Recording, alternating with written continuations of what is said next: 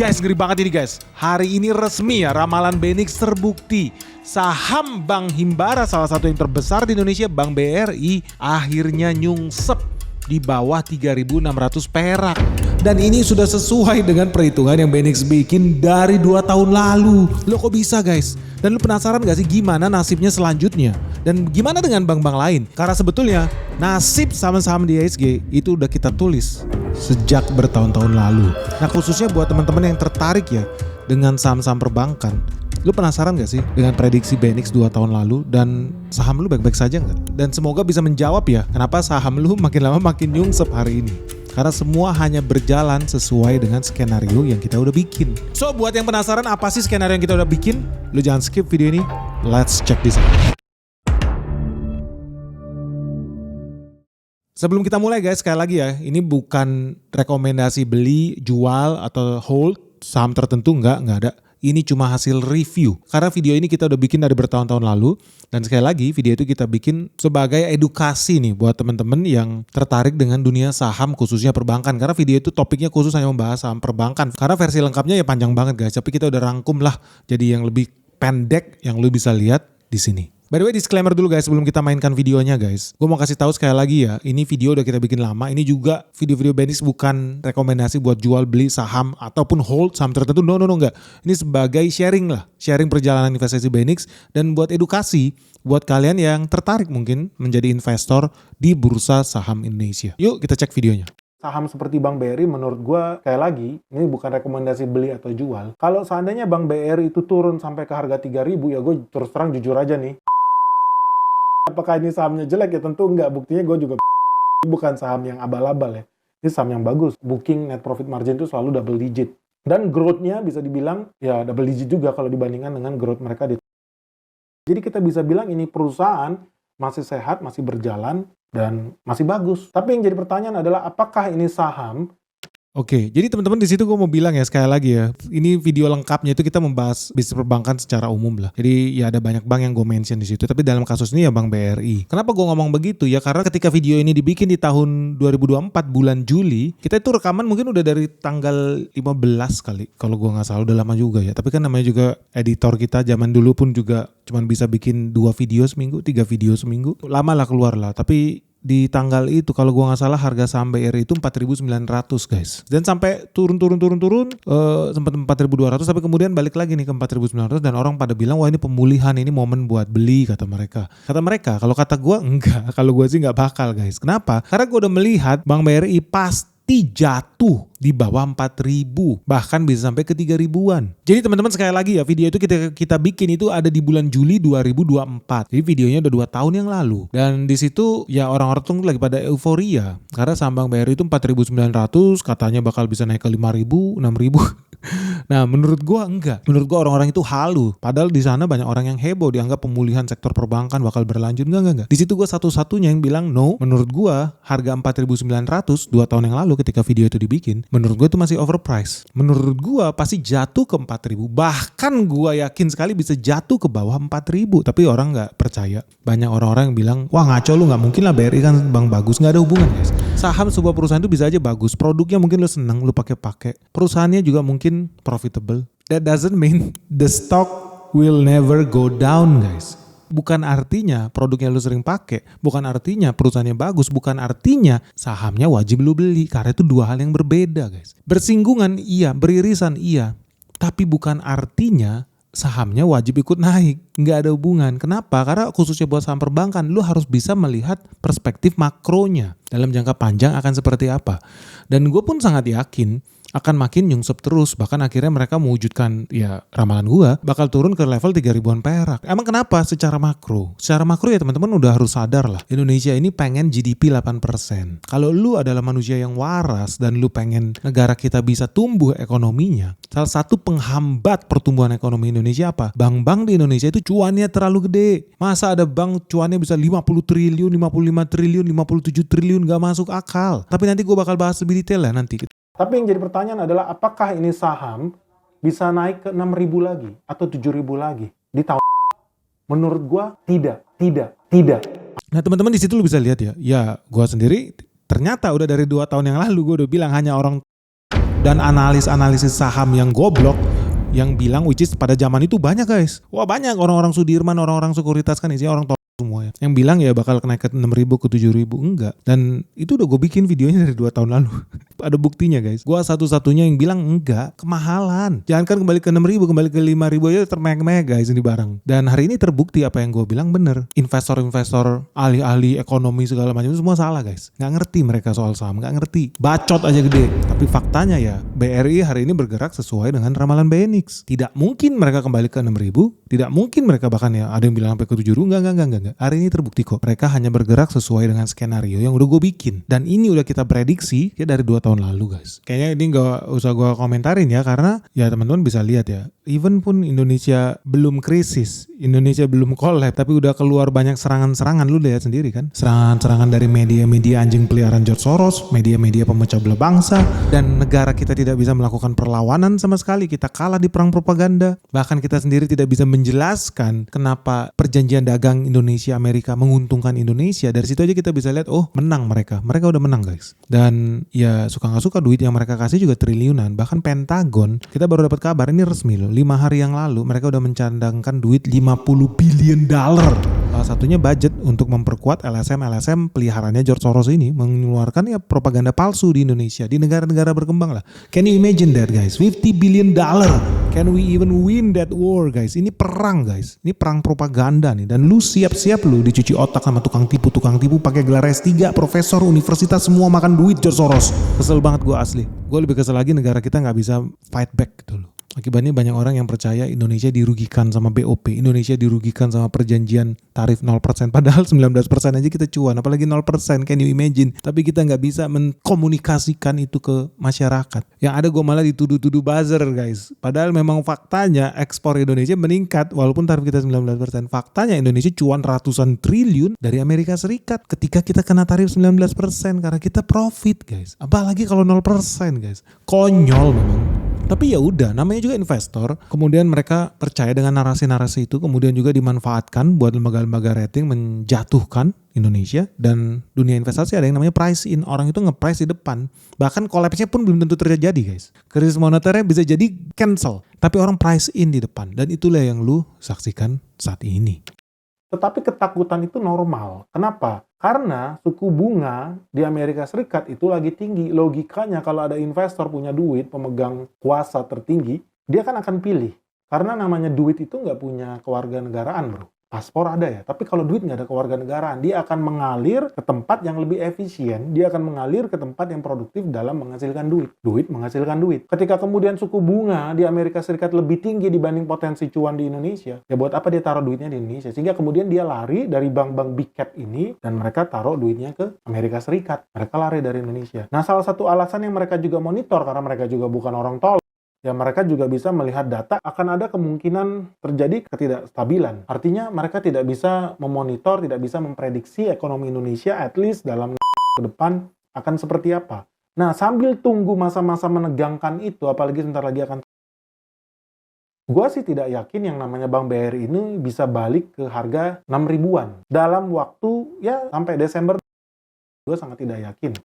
Ya ini juga kayaknya gue gak usah kasih komen lagi lah guys ya. Intinya ya memang itu yang sedang dimanfaatkan ya sama investor-investor luar, sama big fund buat bikin crash, buat bikin kepanikan. Dan sekali lagi pemerintah harus paham soal ini. Pemerintah harus paham soal dunia investasi, dunia makroekonomi, dan gimana krisis moneter 98 terjadi. Presiden jatuh, gue ulangin lu Prabowo, lu harus denger nih, 98 itu presiden jatuh loh. Gara-gara apa? Ketakutan di masyarakat gak bisa di-manage. Orang bank rush, orang nyerbu bank, tarik duit, bank collapse, nilai tukar melemah, bursa efek hancur, inflasi di mana-mana gitu. Jadi yang banyak menghancurkan negara-negara berkembang memang betul bisa karena perang senjata, perang fisik, seperti yang terjadi di Iran, seperti yang terjadi di Kuba, di Venezuela, ya perang fisik ada, bisa negara kolaps, negara bubar, Libya iya. Tapi salah satu metode yang paling bener untuk menaklukkan negara lain ini yang diajarin sama Sun Tzu. Metode di mana lu bisa menang perang tanpa perang guys, karena perang itu biayanya tinggi.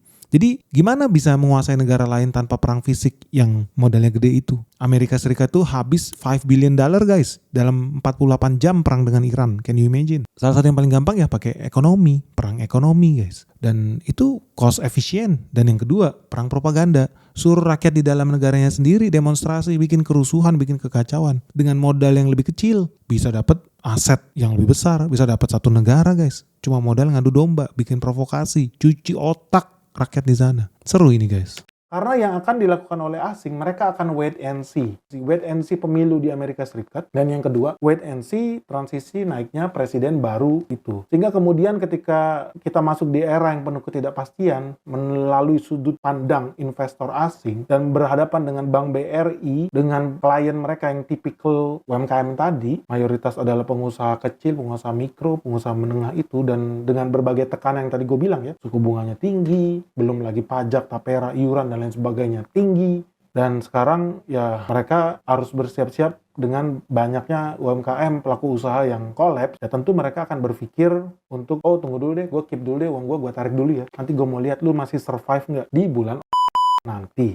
Menarik tuh guys. Jadi ya mereka akan wait and see. Mereka udah tahu apa yang akan terjadi. Dan namanya juga investor ya. Pengennya beli saham kan di harga murah guys. At the end of the day kan itu yang pengen mereka dapatkan. Dan gue udah jelaskan metodologi yang dilakukan oleh IMF di negara-negara lain, di banyak negara. Gimana caranya dia bisa mengakuisisi aset-aset strategik suatu bangsa dengan modal yang sangat-sangat minim. Makanya teman-teman harus aware dan jangan mudah diadu domba guys. Sekali lagi lu jangan mudah diadu domba. Karena kalau lu jadi mudah diadu domba, gue jadi tambah cuan guys. Karena jadi semakin mudah diprediksi IHSG ini bakal bergerak ke arah mana. Pergerakan George Soros saja bisa kita prediksi sejak bertahun-tahun sebelumnya, dan hari ini kan jadi kenyataan. Ormas-ormas terbesar di Indonesia terima duit George Soros. Universitas-universitas negeri terkenal di Indonesia makan duit George Soros.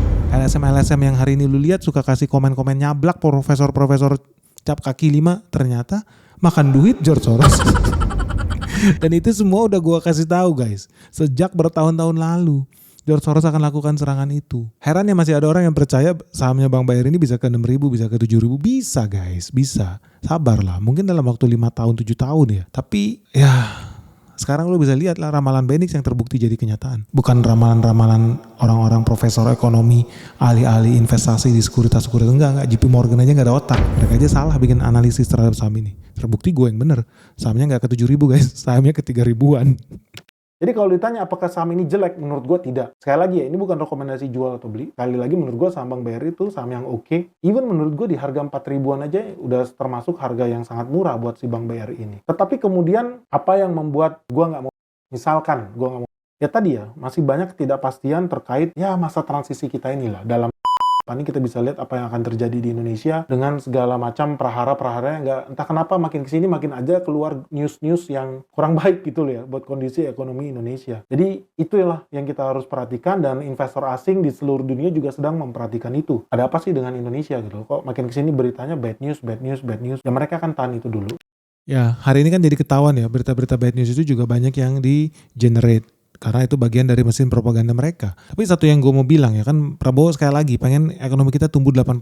Salah satu trigger utama, mesin utama ya mesin perbankan. Dan ini kenapa gue bikin video ini, judulnya adalah All Banks Must Die. Bank must die guys. Kalau Indonesia mau menang, kalau Indonesia mau tambah makmur, Indonesia mau tambah sejahtera, bankers itu harus nyungsep guys. Gue ulangin. Big Four tadi yang kita bilang di depan harus nyungsep. Wajib bahkan. Kenapa? Hari-hari ini lu bisa lihat ya suku bunga kita itu tinggi banget guys. Lu lihat nih kredit UMKM nih. Ini di Bank Mandiri nih, SBDK nih. Suku bunga dasar kredit. Lu lihat yang mikro tuh. Mereka itu minjemin mikro itu bunga 13%. Gila guys, bunga 13%. Lu bisa bayangin gak? Padahal modal mereka itu buat ngasih ke masyarakat dari mana sih? Ya kemarin ada juga pemerintah ngasih modal 200 triliun buat diputar sama bank-bank himbara ini toh. Dan kemarin saya janji akan menambahkan dana 200 triliun perbankan. Ini kita kirim ke 5 bank, Mandiri, BRI, BTN, BNI, BSI.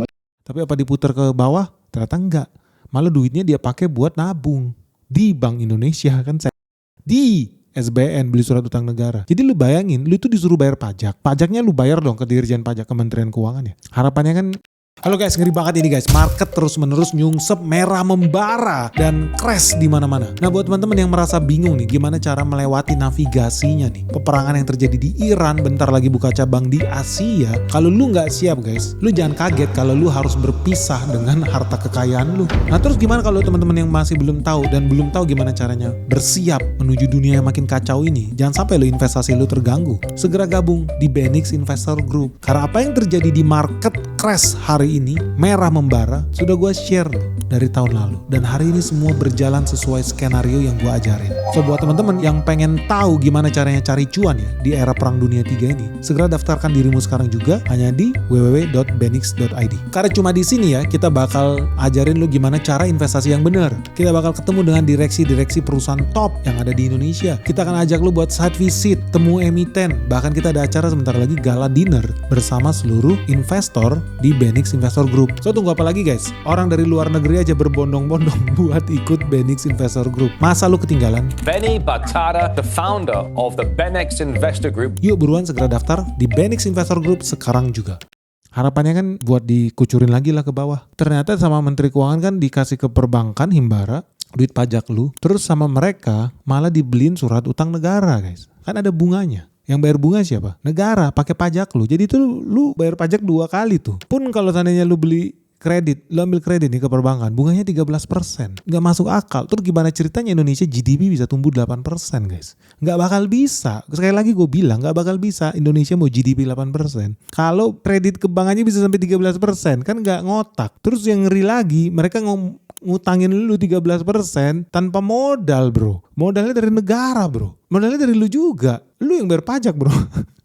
Giliran lu mau meminjam ke mereka duit lu sendiri ya, lu harus bayar bunga sampai 13%. Itu nggak masuk akal guys. Jadi teman-teman bisa lihat ya, Indonesia itu susah nih secara ekonomi kita ngomong, banyak aspek lah. Tapi kalau secara ekonomi akan berat. Karena apa ya, tadi udah lu dipajakin 2 kali, terus ketika lu mau ngutang ke bank, ngambil duit pajak lu ngutang nih ya ke bank, bayar bunganya tinggi banget 13%. Makanya lu nggak heran. Lu lihat deh mereka punya profit berapa nih. Bank Mandiri tahun 2025 cetak laba 56 triliun guys. Gila lu. Bank BRI cetak laba 57 triliun tahun 2025. Apalagi nih? BCA 57,5 triliun. Kok kayak mirip-mirip ya? Jadi kayak kartel ya jatuhnya. Semoga bukan kartel ya. Tapi nanti gue jelasin. Kenapa mereka mirip-mirip itu juga ada penjelasan guys. Tapi ya udahlah, dari sini lu bisa lihat ya. Wah hebat banget ya, bisa untung sampai 50 triliun, 50 triliun, 57 triliun. Lu pernah pikir nggak mereka bisa untung triliunan itu? Karena orang nabung di bank mereka bunga paling 3%, bunga paling 4%.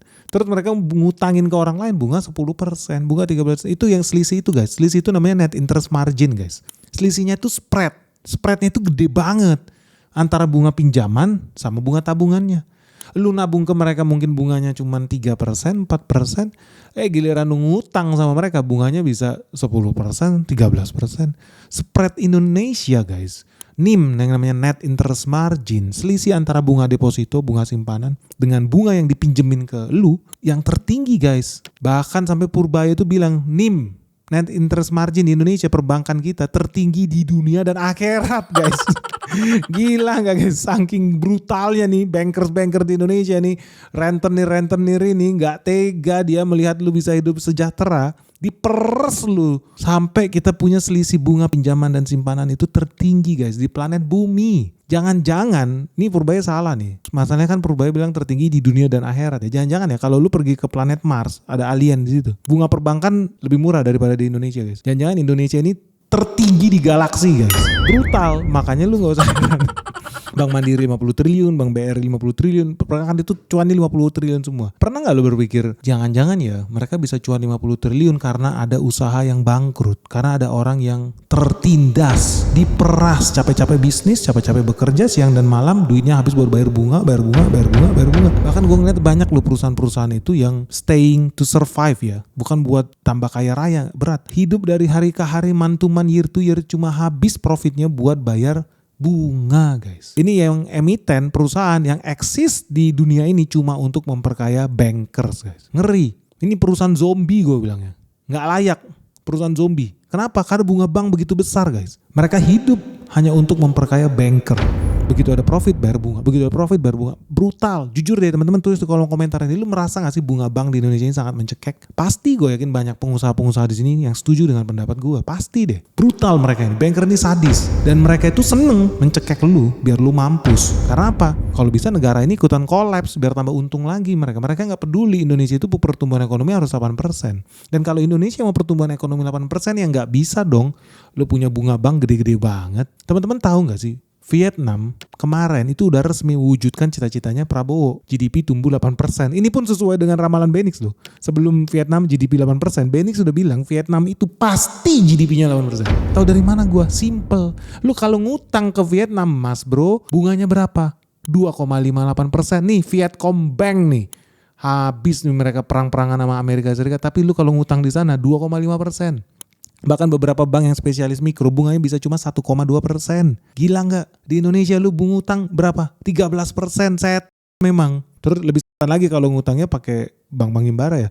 Karena ternyata duitnya duit pajak lu tuh 200 triliun dari Purbaya tuh.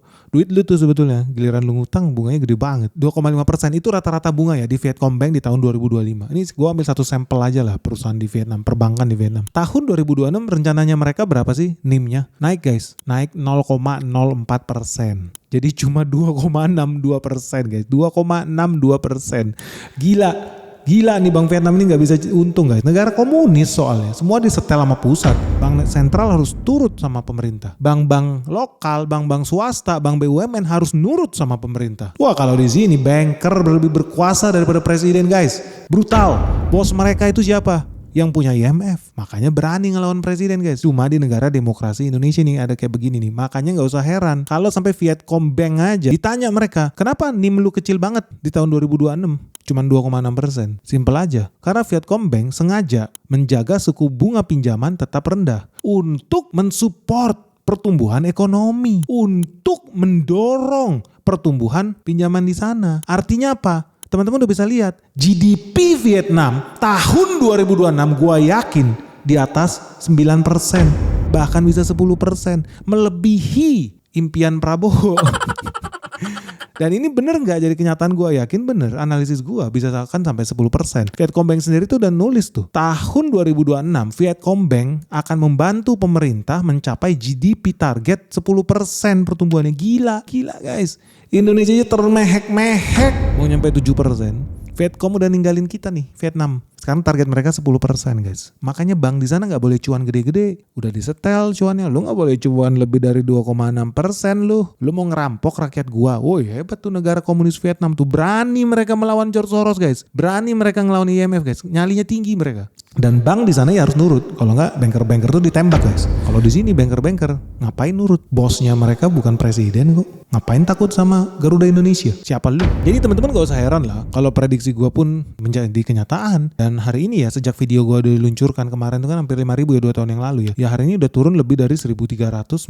Jadi kalau lu beli sahamnya sesuai dengan petua-petua guru trader lu yang gak masuk akal, gak ada otak, anak setan, penyembah berhala, bintang-bintang di langit. Woi, lu tuh bakal tambah miskin. Apalagi analisis cap kaki 5 tuh dari ahli-ahli investasi di Sudirman, jelas tuh selesai. Karena hari ini ya saham lu kemungkinan udah minus dalam ya, lebih dari mungkin sekitar lebih dari 20%, sekitar 30% kali. Simpel aja guys. Dan apakah akan terus berlanjut pelemahan ini? Pasti. Sekali lagi bukan rekomendasi jual atau beli, tapi pasti akan berlanjut. Kenapa? Karena kalau Indonesia mau menang guys, gue ulangin ya, bank harus nyungsep. Bukan bisnis perbankan loh, bisnis perbankan tetap akan jalan, tetap akan bagus, mereka akan tetap profit. Tetapi mereka pasti diwajibkan dan harus mengurangi net interest marginnya. Terlalu brutal bank-bank di Indonesia ini guys. Selama mereka terlalu sadis membuat rakyatnya sendiri, bankers sialan keparat laknat ini guys, lu gak usah bermimpi deh Indonesia itu pertumbuhan ekonomi bisa gede. Gak bakal. Karena teman-teman dampaknya itu fatal loh. Lu gak bisa tutup mata ya. Ini semua ada hubungannya sama ekonomi kita juga. Memang pemberantasan korupsi wajib diharuskan. Wajib harus dibantai mereka itu. Lu baca makanya 8 petisi Benix itu. Tapi gue mau kasih tahu kenapa NIM yang rendah ini penting.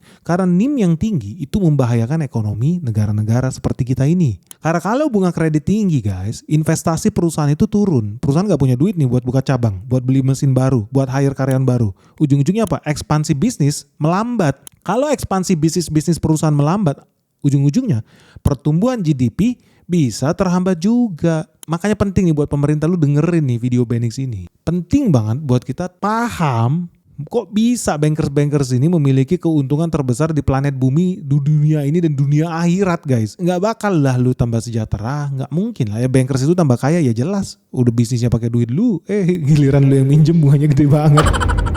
Gila banget guys. Tapi teman-teman gue mau sharing nih buat pemerintah. Ini gue kasih tahu lah caranya ya. Kalau lu seandainya pengen banget bikin Indonesia tumbuh kayak Vietnam, GDP 8%. Gimana caranya NIM itu harus dikurangin? Bisa nggak ada cara metode yang unorthodox? Contohnya dengan metode kriminalisasi nih buat bankers-bankers anjing peliharaan IMF tuh kriminalisasi aja. Ketahuan mereka ada korupsi, kriminalisasi, hukum, selesai. Atau pakai metode China. Kirim mereka ke program food estate, lebih berguna tuh buat republik ini. Tapi Pak, nanti orang panik, nanti market panik Pak, nanti dibilang kita melanggar HAM Pak. Ayo. Oh yaudah, ada cara yang natural, ada cara yang natural. Nah ada cara yang lebih organik guys. Gimana? Pemerintah mempermudah izin perbankan buat banker-banker asing itu masuk ke sini biar kompetisi bertambah. Pertama, jadi bank-bank yang terbiasa dengan bunga-bunga kecil ini, jangan bank-bank Jepang aja yang diundang ke sini. Undanglah bank dari Vietnam, undanglah bank dari China buat mereka buka cabang. Kalau perlu dari negara-negara lain, permudah izinnya supaya mereka kompetisi, berlomba-lomba memberikan bunga yang lebih rendah supaya banknya bisa dapat klien. Simple. Atau metode yang paling bagus juga yang kedua. Teman-teman, salah satu alasan kenapa bunga bank di Indonesia itu gede banget guys. Karena menurut gue udah terjadi oligopoli. Lu lihat aja keuntungan mereka kok bisa seragam sih. 55 triliun, 55,6 triliun, 56 triliun kok bisa seragam sih. Ini KPPU kemana nih? Coba dicek nih. Kenapa gue bilang? Karena ada dugaan menurut gue ada oligopoli bunga. Kartel ini semua barang nih. Dan mereka wajar bisa begitu. Kenapa? Karena sumber pendanaan perusahaan-perusahaan yang ada di Indonesia jujur aja masih banyak yang mengandalkan sektor perbankan. Beda dengan negara-negara yang NIM-nya, net interest marginnya kecil, seperti di China, seperti di Jepang, seperti di Amerika. Mereka ada pilihan lain kalau memang mereka butuh dana buat ekspansi bisnis. Mereka bisa kemana? Mereka bisa ke stock exchange, ke pasar modal, IPO, right issue. Banyak caranya. Atau yang kedua, mereka bisa terbitin obligasi, terbitin surat utang. Nah di Indonesia ini masih barang langka. Kenapa? Karena ya lembaga kredit rating kita juga yang cuma satu tuh Pevindo. Buat perusahaan-perusahaan lain juga nggak punya akses buat tappingin itu bond market. Jadi susah lah, orang nggak ngerti gimana caranya beli obligasi, resikonya seperti apa. Nggak ada itu. Jadi struktur dana di kita mahal. Karena pasar obligasi itu di Indonesia masih kecil. Terus resiko kredit di kita, kredit UMKM itu juga resikonya gede guys. Udah karena financial inclusion ini terbatas, sistem rating kredit risknya itu juga jelek di Indonesia. Datanya satu orang bisa punya 7 KTP bro, gimana? Bisa nggak fraud, ngeri lah. Dan yang tadi bank-bank besar ini selalu terkonsentrasi, jadi menjadi kartel lama-lama. Dan ini bahaya. Ujung-ujungnya negara Indonesia ini bukan negara demokratis guys, bukan negara presidensil guys. Kita ini negara bankers, budak IMF, selesai itu barang. Siapapun presidennya, lu ada di dunia ini, khususnya di Indonesia ya, hanya ada untuk memperkaya banker-bankers itu. Jadi buat teman-teman gak usah heran kalau saham-saham Big Four itu bakal makin nyungsep. Dan wajib makin nyungsep kalau Indonesia mau maju. Karena udah absurd, mereka profitnya gede banget. Padahal lu susah, lu tambah susah gak? Jujur, makin banyak yang merasa kering gak duit di bawah. Gimana? Simple guys. Kalau seandainya lu pengen negara ini maju, saham perbankan harus nyungsep. Net interest margin, profitabilitas mereka itu harus diperkecil. Karena dari cuan mereka yang bisa ratusan triliun itu kalau dicombine, percayalah di situ ada pengusaha-pengusaha menangis, petani-petani yang asetnya disita, nelayan yang gak bisa beli solar karena duitnya, hasil penjualannya habis buat bayar bunga bank. Ngeri guys. Jujur gue sedih banget ketika gue melihat ramalan gue terbukti. Ramalan gue soal saham Big Four, ramalan gue soal GDP 8% Vietnam, dan bahkan sebentar lagi Vietnam bakal GDP-nya 10%.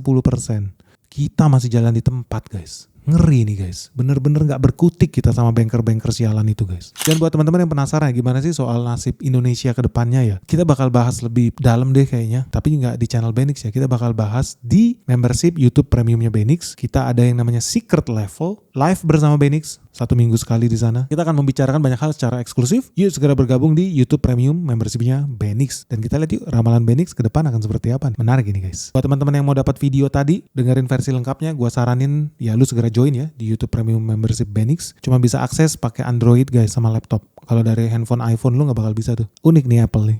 So kalau menurut teman-teman gimana guys? Perlu gak sih kita bahas lebih detail soal ini? Atau lu udah cukup paham nih gimana hubungannya antara ekonomi makro, gimana struktur bunga perbankan dengan ya emiten yang lu beli? Dan lu setuju gak? Menurut pandangan lu gimana? Lu setuju gak dengan pandangan Benix soal saham Big Four ini harus tambah nyungsep guys? Profit mereka itu harusnya diperkecil guys. Kalau Indonesia mau maju, GDP kita mau tinggi. Dan buat bankers-bankers di luar sana, lu gak usah jadi haters gue juga. Lu juga harus berpikir kuenya bisa jadi tambah besar. Mungkin nih lu tambah kecil. Tapi kalau kredit size yang tambah besar, ujung-ujungnya profit lu juga gede kok. Kalau makin banyak perusahaan-perusahaan yang maju, ekspor meningkat, cuan mereka tambah besar, orang-orang yang bisa lu kasih kredit juga tambah banyak. Karena ekonomi sama-sama bertumbuh, sama-sama kaya raya. Sebetulnya lu juga cuan walaupun NIM lu berkurang. Jadi nggak usah takut juga lah. Dan teman-teman setuju nggak? Kalau kompetisi antar bank di Indonesia harus dibikin lebih agresif. Biar mereka berlomba-lomba ngasih bunga yang lebih menarik ke masyarakat. Atau lu jangan-jangan ada solusi lain nih. Gimana caranya supaya NIM, Net Interest Margin perbankan Indonesia bisa semakin rendah lagi? Segera tuliskan dong saran dan komentar kalian di kolom komentar yang ada di bawah ini. Jangan lupa ya, subscribe channel Benix sekarang juga. Salam sehat, salam cuan, salam metal, bye-bye.